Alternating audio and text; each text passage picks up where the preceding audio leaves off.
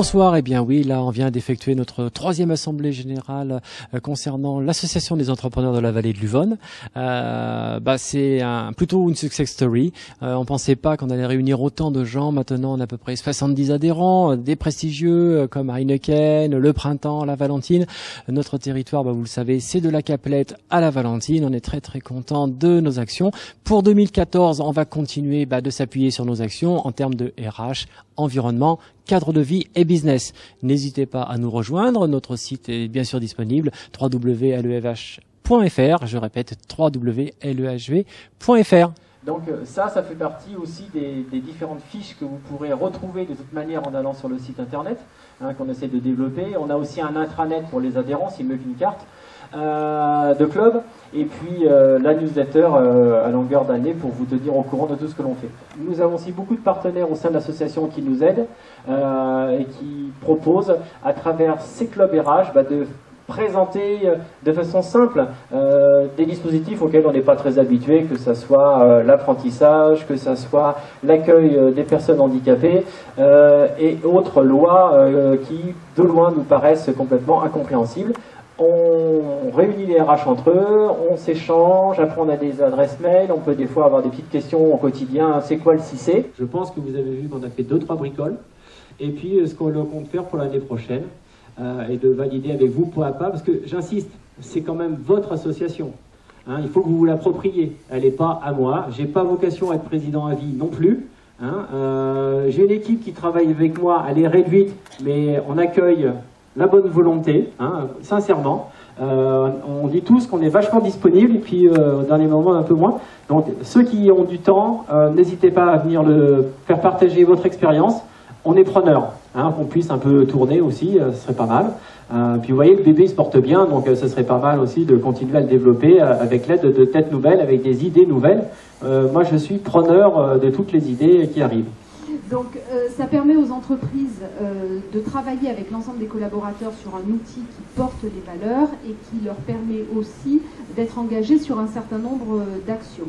Très concrètement, une entreprise qui s'engage dans la démarche Amplitude, elle a tout intérêt à l'inscrire dans une logique projet et à ce que l'ensemble des collaborateurs y soient impliqués. Donc ça, c'est vraiment un des premiers points qui ressort, c'est de dire c'est un outil qui permet la cohésion, la solidarité de l'ensemble des collaborateurs autour d'un projet. La Maison de l'Emploi est souvent là aussi pour nous aider, et ça je ne peux pas l'oublier. Il a cru en nous avant nous, et je veux dire par là que cette démarche que vous avez compris tout à l'heure au niveau de RH, pour moi elle est évidente, cette notion de territorialité, et donc on va essayer de donner un petit coup de main à travers notre territoire, tout modeste, pour essayer de convaincre d'autres sociétés d'aller dans cette démarche. Je veux promouvoir d'autres labels que ceux-là, il y en a d'autres qui existent pour faire du business aussi, pour avoir des partenariats avec la défense.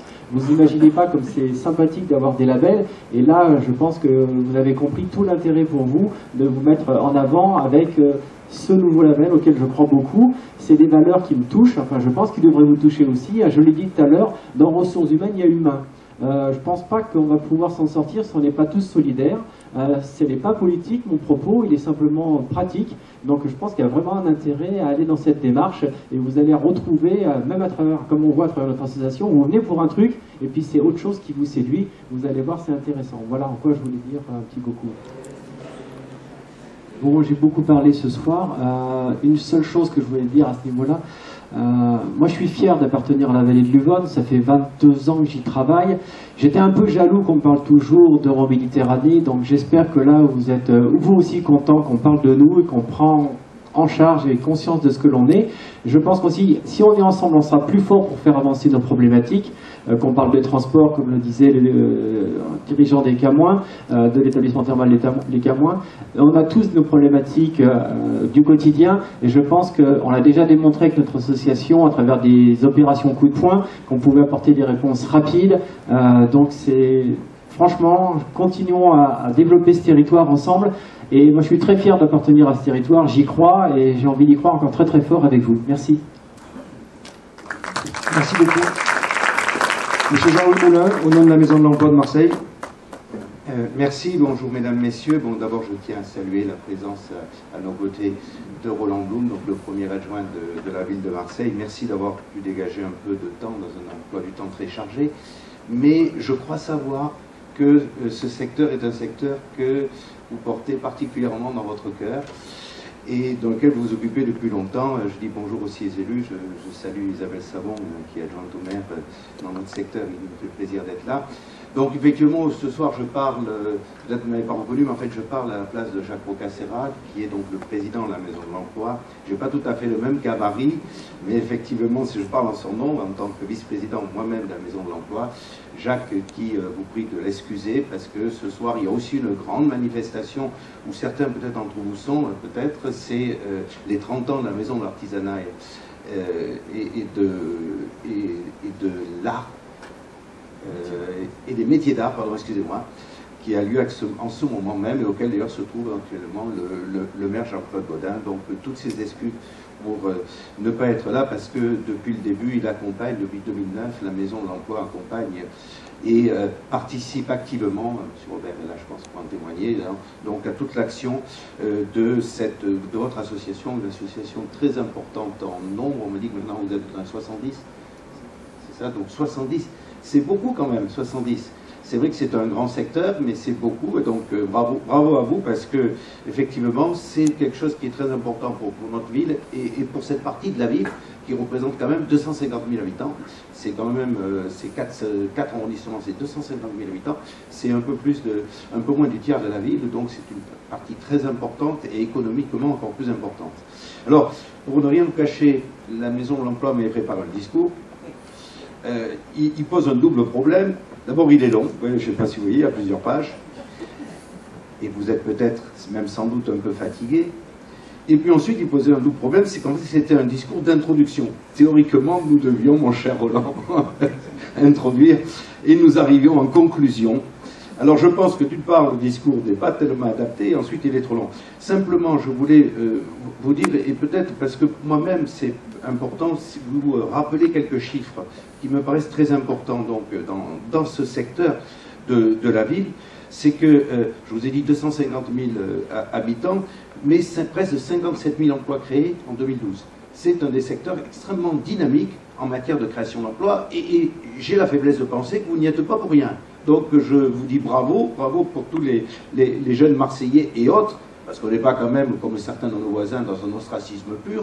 En Marseille, on a toujours les bras grands ouverts. Donc, bravo. C'est un secteur aussi, et ça c'est quelque chose qui aussi me touche, c'est qu'un secteur aussi où 75% des gens qui y travaillent y résident. Ce qui veut dire que je pense qu'on est dans des secteurs qui plairaient pas mal à un certain, comment je pourrais dire, à certains écologistes. On doit être le secteur qui a l'empreinte carbone le plus bas.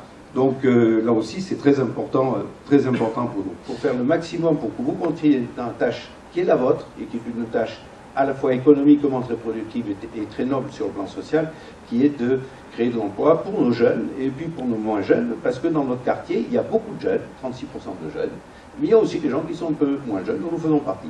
Donc merci bien, et je pense au prochain colloque si vous nous invitez. Merci.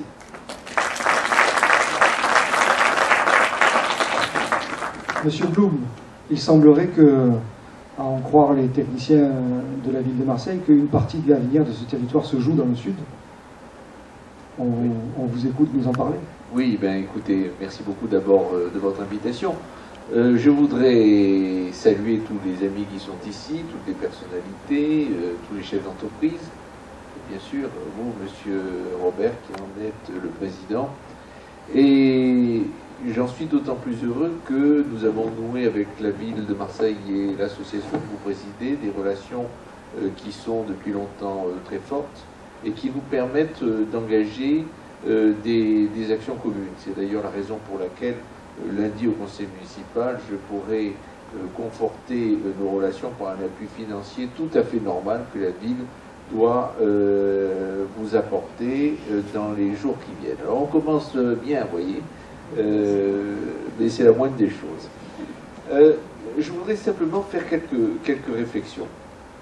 Vous savez, nous allons aborder dans les années qui viennent des évolutions institutionnelles qui vont être très importantes.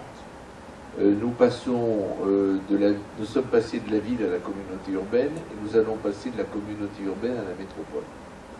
Ce n'est pas tout à fait anodin. Ce n'est pas tout à fait anodin parce que dans l'aspect de la métropole qui fait peur à certains, comme on peut avoir peur de l'inconnu, c'est que les problèmes qui vous intéressent au niveau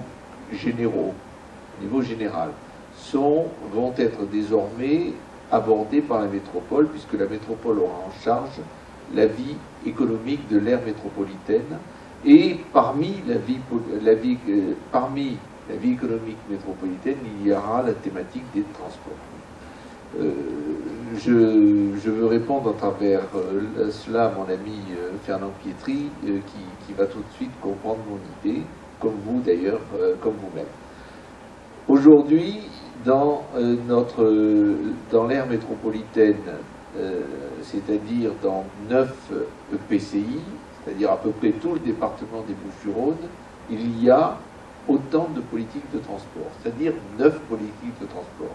Résultat, vous avez la politique des transports de Salon, vous avez celle d'Aix-en-Provence, vous avez celle de Marseille et de la communauté urbaine, vous avez celle de Fos, vous avez celle d'Aubagne avec son tramway gratuit, etc., etc. Moralité, qu'est-ce qui se passe? Quand un chef d'entreprise, ou pas d'ailleurs, débarque à l'aéroport de Marseille,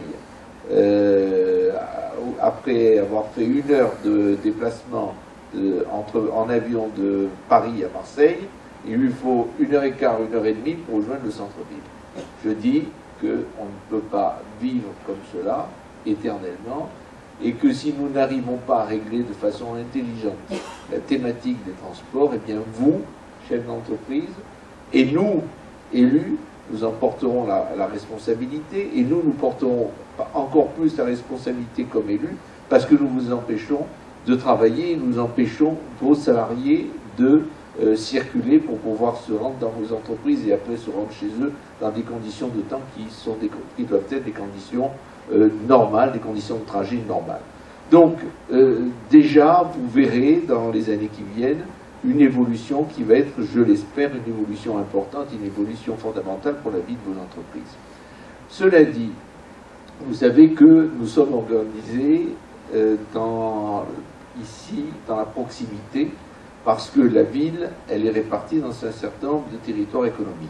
Alors on parle toujours, M. Robert, vous le disiez tout à l'heure, toujours d'Euroméditerranée. C'est extraordinaire ce qui a été fait d'ailleurs en Euroméditerranée, comme c'est extraordinaire ce qui a été fait dans les zones franches, parce que on a créé beaucoup d'emplois. Mais il n'y a pas que cela. Nous avons aussi maintenant tout ce qui concerne le centre-ville, la réhabilitation du centre-ville avec le centre-bourse. Nous avons aussi le pôle qui se passe dans le quartier sud avec Bonne-Benne. Et nous avons ici c'est une zone d'attractivité économique extrêmement importante, puisqu'il y a à peu près 12% de l'emploi marseillais qui est dans la vallée de l'Uvonne. Alors la vallée de l'Uvonne, elle a une tradition, bien sûr.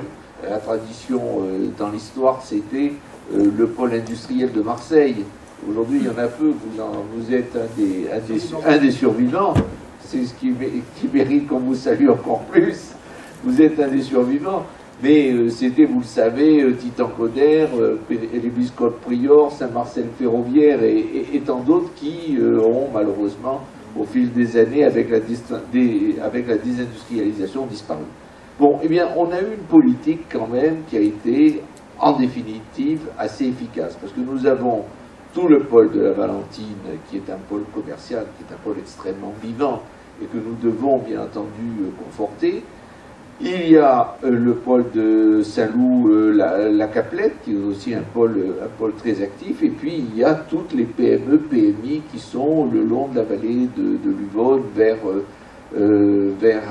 la Mière, Saint-Marcel, toute cette zone-là qui étaient des activités purement industrielles et qui aujourd'hui abritent des zones d'activité orientées vers le service, vers le tertiaire et qui marchent extrêmement bien.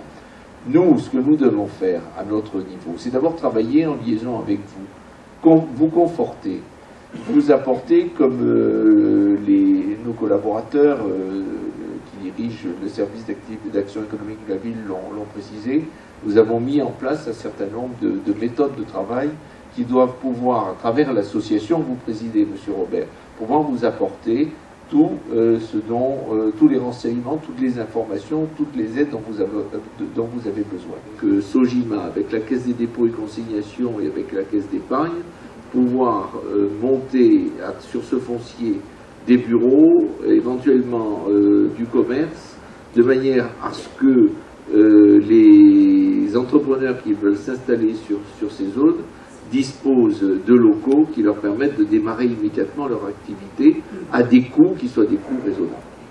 Alors, sur la problématique du territoire, il y a aussi celle des transports. Je crois que ce que disait tout à l'heure Fernand Pietri est vrai. Nous piétinons depuis longtemps, particulièrement sur la zone autour de la Valentine et Ourles-les-Camoins, là où M. Pietri a son établissement thermal qu'il a relancé brillamment il y a quelques années. Nous avons des difficultés car les flux circulatoires sont de plus en plus importants compte tenu de l'urbanisation et les routes ne sont pas assez ni nombreuses ni suffisamment modernisées. Alors nous avons l'éternelle problématique du RD4D. Moi, j'insiste beaucoup auprès du Conseil général parce que les études ont commencé à être engagées. Ça fait longtemps qu'elles auraient dû l'être, de manière à ce que nous arrivions à créer cette voie qui permette d'aller de Hallot jusqu'à Saint-Menet dans des conditions aujourd'hui de voies qui soient des voies de desserte rapide, de manière à dégager le transport dans cette partie de la ville. Nous avons également le projet de créer une ligne de tramway qui serait poursuivie, qui est actuellement au Caillol, que nous pourrions poursuivre jusqu'à Saint-Menet, qui permettrait aussi d'éviter d'utiliser au plus les véhicules. En même temps, une refonte de la circulation des bus sur la zone, parce que chaque fois que nous faisons tramway et métro, cela doit nous servir à redispatcher sur l'ensemble du secteur le service de bus. C'est donc un effort particulier que nous devons faire. On a déjà beaucoup progressé en matière de transport public dans cette ville, mais c'est vrai, la ville est grande, c'est le plus grand territoire, la commune qui a le plus grand territoire en France. Donc il est sûr que notre rôle, c'est de faire en sorte qu'il y ait de plus en plus de transports en commun et de parking. Il y en a beaucoup aujourd'hui sur le centre-ville parce qu'il y avait un gros déficit et sur le périmètre Euro-Méditerranée. Nous avons multiplié ces dernières années la ligne de tramway et de métro pour désenclaver les quartiers est de la ville, c'est-à-dire cette zone-là. Je n'y suis pas totalement étranger, puisque Renaud Muselier et Jean-Claude Gaudin m'avaient demandé mon avis et j'avais souhaité que ce désenclavement se produise rapidement. C'est aujourd'hui le cas. Il y a encore beaucoup à faire. On n'a pas la baguette magique, on le fait avec les capacités d'investissement qui sont bien sûr les nôtres. Je veux dire que c'est une zone ici qui est une zone pleine d'espoir. Nous avons encore beaucoup à faire. Il faut le faire, bien entendu, dans la concertation avec la population et surtout dans la concertation avec les acteurs économiques. Parce que toute problématique en matière de transport notamment peut à un moment donné être un handicap. Donc il faut qu'il y ait une croissance économique qui soit réfléchie, qui soit bien calculée et que ça se fasse bien entendu en concertation avec vous. Voilà, alors voilà moi ce que je voulais vous dire. Nous sommes assez attentifs, aussi bien d'ailleurs votre serviteur que la députée Valérie Boyer qui n'a pas pu être là parce qu'elle est en mission en Arménie en ce moment. Mais nous travaillons ensemble avec tous les élus qui sont ici. Nous avons une équipe de travail et nous essayons de voir la situation pour l'action, mais en même temps de façon raisonnée. Voilà ce que je voulais vous dire. Alors, encore une fois, merci. Merci parce que c'est très agréable de travailler avec vous et avec toute votre équipe, avec qui Nous avons depuis longtemps de bonnes relations et nous entendons bien entendu continuer. Voilà, merci beaucoup et bonne soirée parce que je crois que Manu l'a fait et vous avez suivi suffisamment de discours. Merci Monsieur Blum. Comme on vient de vous le dire, maintenant on va enfin vous libérer. J'espère quand même vous avoir convaincu que la vallée de l'Uvonne c'était un beau territoire. Moi je reste. Je tiens à vous le dire, je savais de toute façon que ça allait décoller un jour, c'était une question de temps. Là on est bien parti ensemble. Plus on sera nombreux, ça c'est pour ceux qui ne sont pas encore adhérents, plus fort on sera. Vous avez vu à travers notre démonstration qu'on fait des choses concrètes, ce n'est pas que des commissions, c'est aussi des choses pratiques pour votre quotidien, parce que vous avez besoin de réponses au quotidien. Je suis un chef d'entreprise comme vous qui a besoin de réponses rapides et pas simplement toujours des dimension à 15 ans et 10 ans, même si c'est important, et ça, Monsieur Grosjean l'a bien dit. Donc, j'espère que ça vous intéressait, que maintenant vous avez une meilleure idée que de votre territoire, une meilleure idée aussi de notre association. J'insiste, si vous n'êtes pas encore participant, venez nous rejoindre et venez travailler avec nous, venez vous l'approprier, car c'est votre association. Merci.